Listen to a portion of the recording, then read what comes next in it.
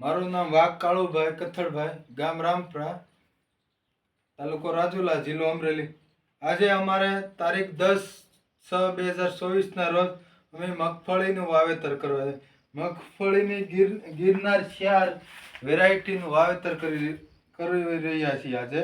તો એના માટે અમે વાવેતર કરી એ પહેલા અમે બીજામૃતનો પટ આપીએ છીએ. અમારા કોઈ પણ વાવેતર થાય બીજામૃતનો પટ આપીએ છીએ, એટલે દેશી સાણ, ગૌમૂત્ર, પાણી અને કેલ્શિયમ માટે સૂનો એ વાપરી અને 48 કલાક રહેવા દઈ અને બીજામૃત તૈયાર થઈ જાય પછી અમારા બી ઉપર આ રીતે અમે નાખી છીએ. આપ જોઈ શકો.